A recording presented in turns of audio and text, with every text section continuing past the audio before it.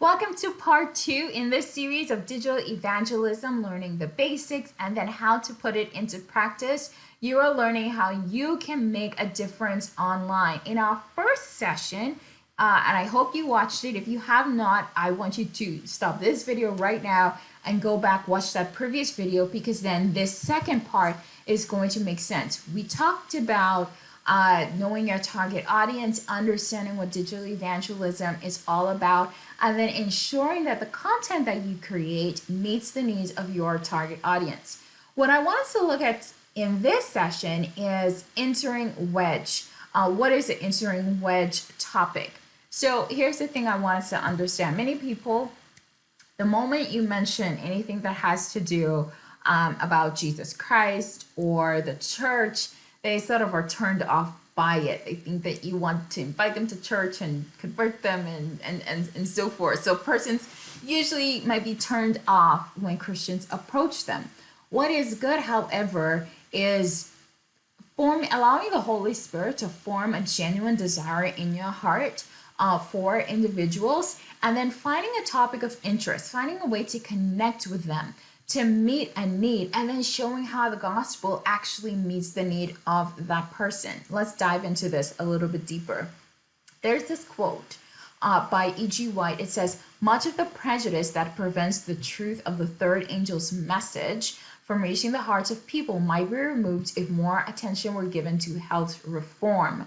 When people become interested in the subject, the way is often prepared for the entrance of other truths. If they see that we are intelligent with regard to health, they will be more ready to believe that we are sound in Bible doctrines." So just to summarize all of that, she's saying that people have this natural prejudice against hearing the gospel or doctrines that we want to teach. And she says that there is a way to actually break down that wall, that barrier, and that is to use the health message, because people are concerned about their health. No matter how old you are, you want to stay in shape, you want to be healthy. So she says that's a need that people have. Meet that need.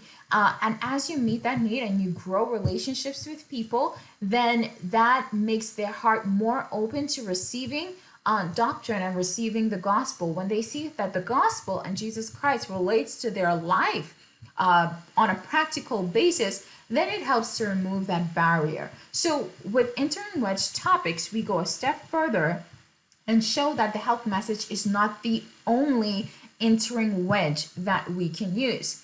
Here's an example. So I started a YouTube channel talking about natural hair, how persons with afro textured hair can learn to manage it, can learn to have healthier, flourishing hair. Now, a few years ago, I was really struggling with the health of my hair, and it was something that I was praying about, and I found some methods on things that I could do to help my hair. In the process, there were many women who were asking me, "What do you do? What tips can you give?" And the Holy Spirit showed that this was a great way to connect with people, to meet a need that they have, and then to show that the gospel actually relates to that need the Bible talks about here. And so started the YouTube channel because this is something that persons are searching for, how to grow, how to care for a natural afro textured hair. And by sharing those tips, I would also share tips about the gospel. And so a few other examples of topics that will be entering Wedge topics, as I mentioned before: health, cooking, how to take care of your body, and of course health. You can go into men's health, women's health, prenatal care. That health pie, you can slice it so many ways to meet the needs of people.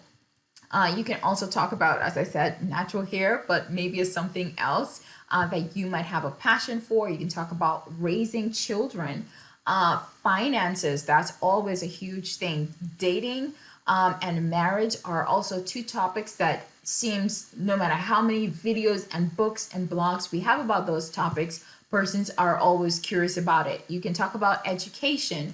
You can even talk about sports. So all of these and a million other topics we could use to begin sharing content online, because these are usually things that people are searching for. although there are searches on Google or on YouTube, for example, to know more about Jesus Christ or the Bible, the vast majority of searches are in other areas, for example, like health. So make sure that we are using what they are looking for to meet that need, and then to use that as an entering wedge to share something that's definitely a little bit more substantial of the gospel.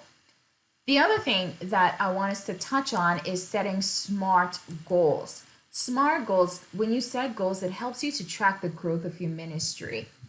So the last thing that I want you to, for instance, in starting your ministry, what you don't want to do is say, I want to reach everybody, I just want persons to come to know Jesus. That is great, and that should be our goal and our aim. But what I noticed is that when we have something specific that we are aiming, that we are praying about, it makes it a little bit easier to accomplish those goals. So make sure as you are as you are starting your online ministry, that you have SMART goals in place. SMART is an acronym. So your goals should be specific, measurable, achievable, realistic, and timely. And just a quick example of a SMART goal, you can say in 6 months, I want 5 people to sign up for online Bible studies through my YouTube channel and Facebook page, CTAs, or calls to action. So right here in setting this goal, you know what it is that you're working toward. So you know in 6 months, when you start up your YouTube channel, for example, you want 5 people to sign up for Bible studies. In 6 months, you can go back and measure. Did I achieve my goals? If I didn't, what can I do better? Maybe my videos are too long, too short. Maybe I'm not enthusiastic enough. Maybe the topics are not as exciting. What can I do to have to gain more people? If you did achieve the goal, then you can set a new goal and see how many more people do you want to connect with or sign up for Bible studies. And then you have a time frame. So you know the time within the time in which you are working. And I promise you that's going to be so beneficial in the success of your online ministries. The other thing that that's really important is having a CTA or a call to action. What do you want your viewers, your listeners, your readers, your subscribers to do as a result of your content? Perhaps you want them to join a mailing list or join an online small group, or you want them to watch another video or read another article, or maybe you want them to study something with you, or you want them to email you, or perhaps you want them to call you. What you want to do is take persons from being passive followers or viewers to actively engaging with them, to building that relationship with them. So once you have their email address, or maybe they join your online small group on, let's say, Zoom, or maybe they're a part of your Facebook group, what you're doing is that you're shrinking that gap between you and the people who are online. As you are drawing closer to them, it makes it a little bit easier in terms of sharing the gospel, connecting with them, knowing what their needs are, and just building that relationship and that friendship.